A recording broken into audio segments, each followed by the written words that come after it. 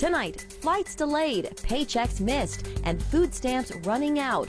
The government shutdown crisis hitting home for millions of Americans. Volunteer food pantries like ours and others cannot meet the need. Plus President Trump's whirlwind tour through Asia as the U.S. and China inch closer to a trade deal. And the search deepens. Israel and Egypt team up to find missing hostage bodies in Gaza, while Samaritan's Purse airlifts critical aid to civilians caught in the crossfire. There's over 200,000 packets of food that is been fortified. It's enriched with protein and so forth. This plane is going to be a lifesaver for a lot of people. Plus, Jamaica braces for Hurricane Melissa, the powerful storm threatening to bring catastrophic floods to the Caribbean. All this and more tonight on Faith Nation.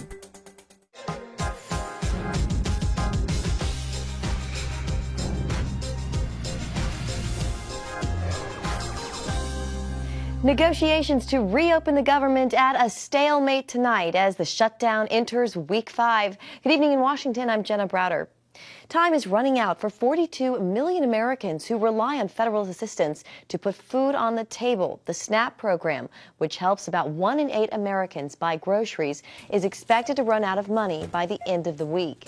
Families are turning to food banks and local churches as the shutdown drags on. And in Washington, the blame game continues. Democrats insist on restoring Obamacare tax credits before any deal. Republicans say that discussion can wait until after the government reopens. Here's the very simple and important fact that no one should forget. We have no ability. Republicans do not have the ability to do this on our own. Sadly, President Trump has chosen to take away food from people all around this country. And the shutdown also rippling through air travel, with air traffic controllers working without pay and staffing shortages leading to delays at major airports. All right, for more on this, let's bring in our panel. Senior White House correspondent Kelly Wright and Nathan Gonzalez, editor and publisher of Inside Elections and a Faith Nation contributor. Gentlemen, welcome to you. Kelly, to you first. We heard the governor of Massachusetts there blaming this on President Trump. Does he have the power to end this shutdown, and what role is he playing in all of this, Kelly?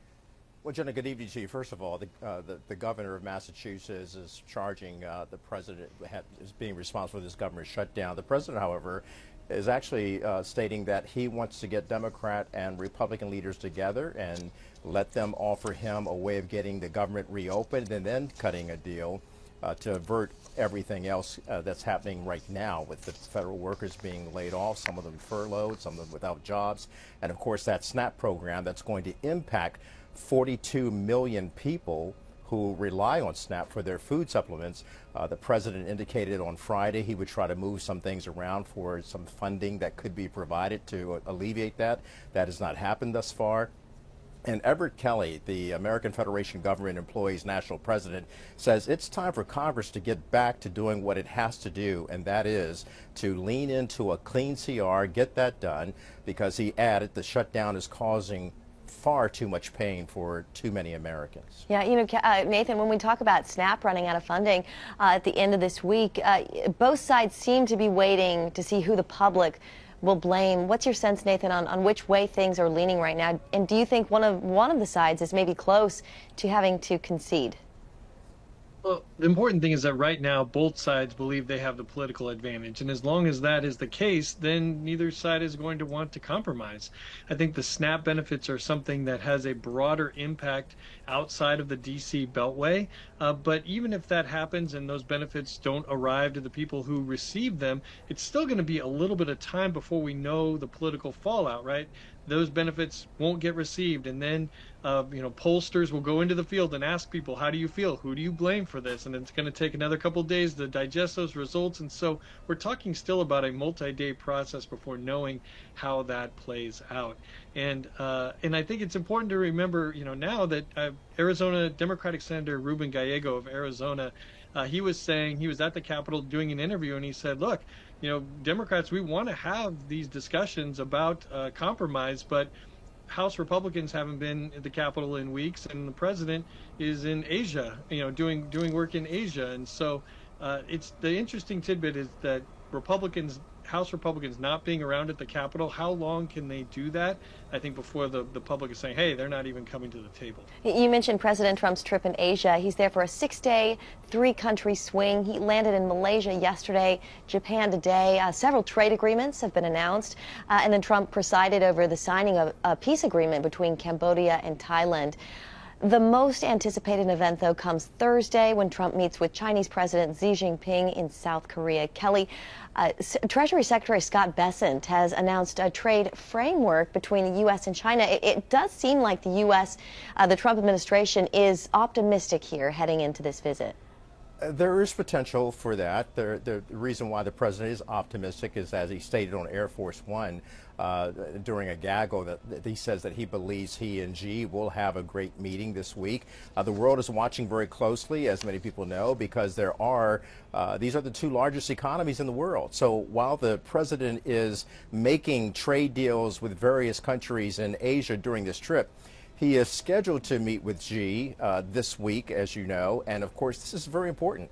And so that framework that's been developed by Scott Bessent and others working with the president's team and President Xi's team of China, they are trying to get this framework to get to a point where they'll deal with fentanyl, they'll deal with the trade tariffs and situations like that. They'll also focus on what they can do about those rare minerals to make sure that China doesn't try to maintain global control of that. So the president is kind of optimistic about this, but again, these are 2 men that know each other, but what will they do in terms of competing against each other for benefiting their countries? Yeah, this is their first in-person meeting since 2019, so the first visit in Trump's second term. Nathan, let's shift gears a little bit and talk about the administration sending naval ships to the Caribbean. It's carried out lethal strikes in an attempt to stop drug trafficking. It's calling some of these cartels the ISIS of the Western Hemisphere. At the same time, though, Nathan, it is drawing some criticism from some of President Trump's critics here at home and also some countries in South America. Can you talk a little bit about that? The challenge is that there's concern that the administration is not following through on processes that are agreed upon kind of by the world at large. And say, well, what are you talking about?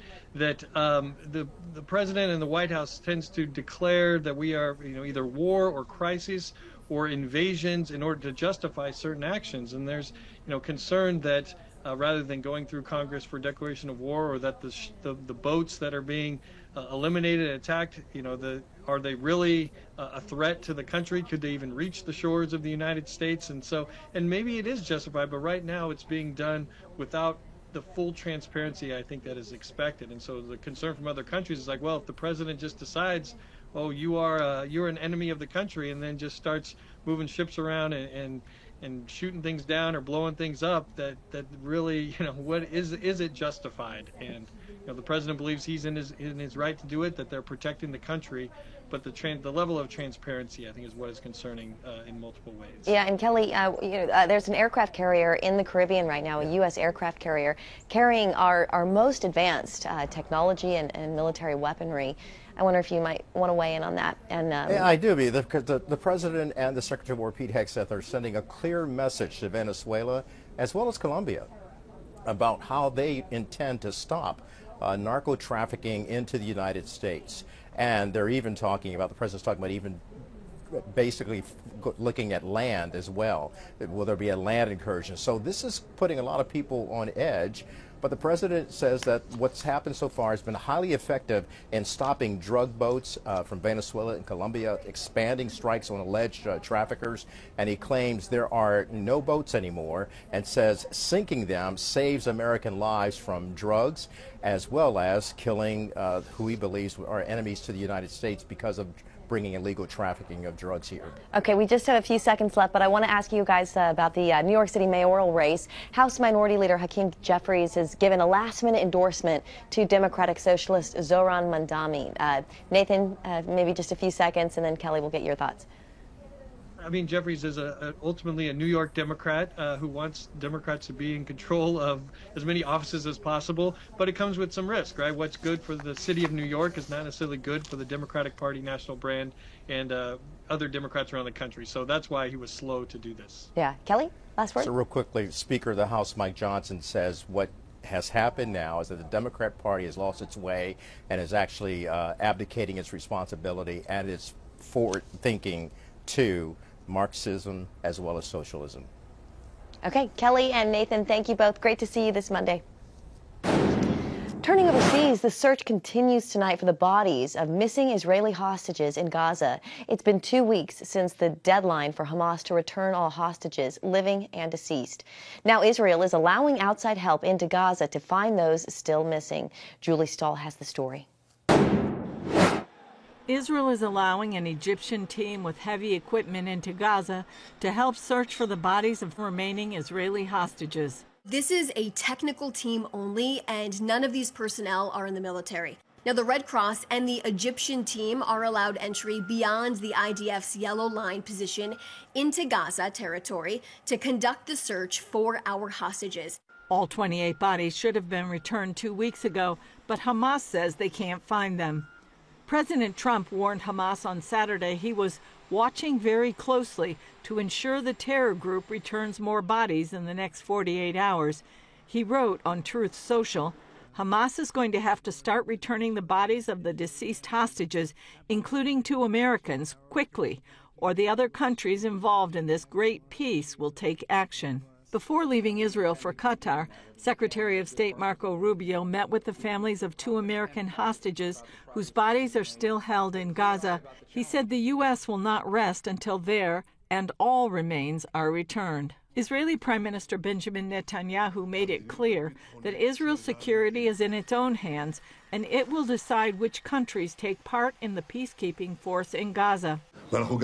We've also made it clear regarding international forces that Israel will determine which forces are unacceptable to us, and this is how we operate and will continue to operate.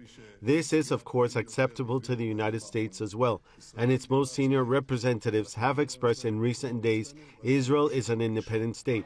We'll defend ourselves with our own forces, and we will continue to control our destiny. The last 5 living hostages freed 2 weeks ago left the hospital Sunday and received a hero's welcome in their communities. Meanwhile, the U.S. relief agency Samaritan's Purse, headed by evangelist Franklin Graham, sent a 767 airlift of food, blankets, and solar lights to the women and children of Gaza. Graham said Hamas held captive not only the 250 hostages taken on October 7th, but also the people of Gaza. There's over 200,000 packets of food that is been fortified. It's enriched with protein and so forth. It's a supplemental food, but it helps save life. This plane is going to be a lifesaver for a lot of people. Samaritan's Purse sees the plane load of supplies as a tool God can use to show his love to the people of Gaza. Julie Stahl, CBN News, Jerusalem. Thank you, Julie. And coming up, Hurricane Melissa barreling towards Jamaica, threatening to deliver catastrophic floods and deadly winds to the region. Welcome back. A historic storm is moving through the Caribbean toward Jamaica. Hurricane Melissa is now a Category 5, expected to make landfall late tonight or early Tuesday. It could be the most powerful storm to ever hit the island. Washington correspondent Caitlin Berg is following the path and joins us now. Caitlin, how are officials preparing? Jenna, evacuation orders went out over the weekend and major airports are already closed. Authorities have been watching this storm for weeks and they say they're as prepared as they can be. Those who remain on the island are now bracing for impact. This is a Category 5 hurricane. There are no additional categories for hurricanes. We go from 1 to 5. Any stronger than that is still a Category 5. And so it is at the strongest category that it could possibly be. Rain and tropical storm force winds are already raking across Jamaica, with forecasters warning things will get much worse. Due to Melissa's slow pace, the island could receive as much as 30 inches of rain, maximum sustained winds of around 160 miles per hour, and a storm surge up to 14 feet in some areas. We expect that you will have a lot of flooding from this. Landslides are also a very real possibility and likelihood, because as the soil is saturated and as the soil is loose, we are expecting that we will have landslides as well. Over the weekend, those remaining on the island scrambled to stock up on essentials and prepare their homes. I can see that different persons are, making the necessary preparation, especially where food is concerned, because I myself got to the supermarket and it was a rush to, get stuff. So I can see that different persons are taking the storm very serious. Authorities now warning residents to hunker down and pay attention to official communication channels. The time for preparation is all but over. The time now is to listen to instructions, certainly if you're within any of the areas for evacuation, and to listen to reputable news sources. The Prime Minister of Jamaica says he's been on his knees in prayer for the country and is calling on prayer warriors around the world to join him. I'm a firm believer in prayer. I believe, in our national anthem, which calls on the Almighty to guard us with his mighty hand. And in everything that has happened, in all the storms that we have faced and the hurricanes and the disasters, I am a firm believer that God has guarded us. It is clear that there is a divine hand that is at work, and we should continue to petition as much as we can. Melissa is expected to downgrade over Jamaica and move on from the island Tuesday evening. It's then projected to impact both Haiti and Cuba. Jenna? All right, Caitlin, thank you. And up next, the government shutdown hitting small businesses, how one Christian entrepreneur is handling it, and her encouragement for others. As the government shutdown drags on, the impact is rippling far beyond Washington, hitting small businesses and contractors struggling to stay afloat.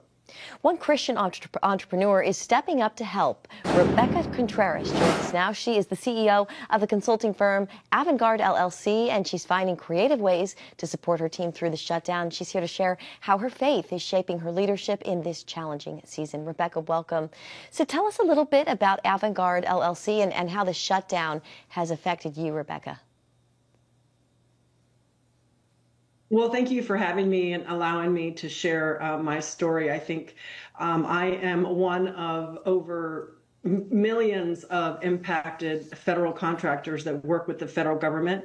So we are a consulting firm, an HRIT operations firm, and we specialize in our niche area in support to the federal workforce. And one of the reasons I decided to go public and start speaking out is I don't think the American people understand it's not just about the federal workforce, but there are over 1 million federal contractors, 64% of which work for small business owners like myself that are impacted and laid off. And so we're talking about a sizable amount of lost revenue in the paychecks of hardworking Americans who are already struggling paycheck to paycheck to make ends meet. Yeah. What are some of these other people, small business owners, federal contractors, who you know, what are they telling you, Rebecca?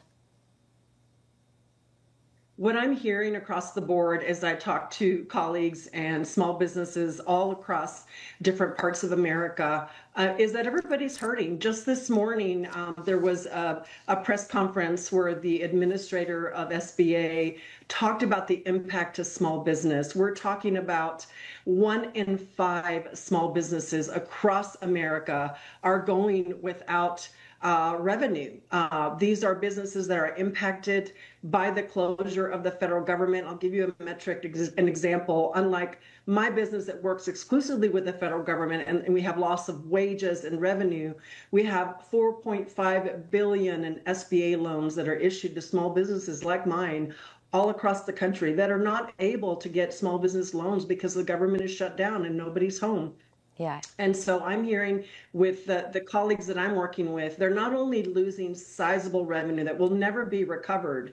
And the reason it's important for your viewers to understand that is, unlike the federal workforce that gets to back bill and back pay when the government opens back up, we don't. We are boots on the ground, but we do not get to have back pay. And so all the millions and millions of dollars that is lost is gone. And it impacts our families. And we're at the heart of our company are our people. We care and love our people. And so it's really hurting people's pocketbooks and paychecks, and they're having a struggle to make ends meet. Yeah, this kind of crisis obviously puts leaders in a really tough position trying to balance the financial realities, of course, with caring for people.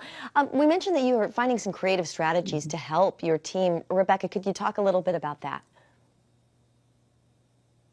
Well, so my partner, I'm Christian, and my partner is a Jewish man, and we're God-believing people, and we really could not stand by and just listen to the stories of more than half of our workforce is laid off, and this will be their 4th week that they've been laid off without paychecks, and we decided to take action and to lead in a strategy that I call leading with love, and that is we are personally through our own money, we're funding Bridge Gap loans. So we were hearing from our employees that they're going to banks. They're not able to get loans because they don't have the guaranteed back pay that a lot of the federal workforce has. Mm-hmm. And so we decided we're going to issue our employees loans to help them, 0 interest loans, in order to give them some funding to be able to pay that November 1 rent and to put food on the table. And we are hearing some heartbreaking stories of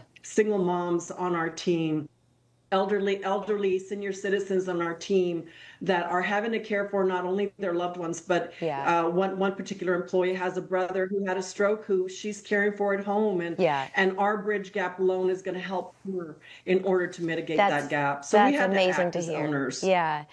Rebecca Contreras with Avantgarde LLC. We are out of time, but we appreciate you coming on, and thank you for the incredible work you're doing. Rebecca, thank you. And we'll be right back. All right, finally tonight, a couple of Texas police officers are being hailed heroes after rescuing a baby. Police were called to the scene of a car that had flipped over in a crash along a busy Fort Worth highway, ejecting the mother and leaving her 1-year-old daughter pinned underneath the vehicle. Officers quickly arrived and motioned for other drivers to help them lift the car, raising it enough to free the baby's leg. She was unresponsive, but officers found a pulse and began CPR. The little girl slowly regaining her breath, and then the best sound to everyone there, the baby began to cry. The police department says they couldn't be more proud of the officers. The little girl is expected to make a full recovery, and we can report her mother is okay too. And that's going to do it for Faith Nation. Thank you so much for joining us this evening. Have a great night, and we'll see you back here tomorrow.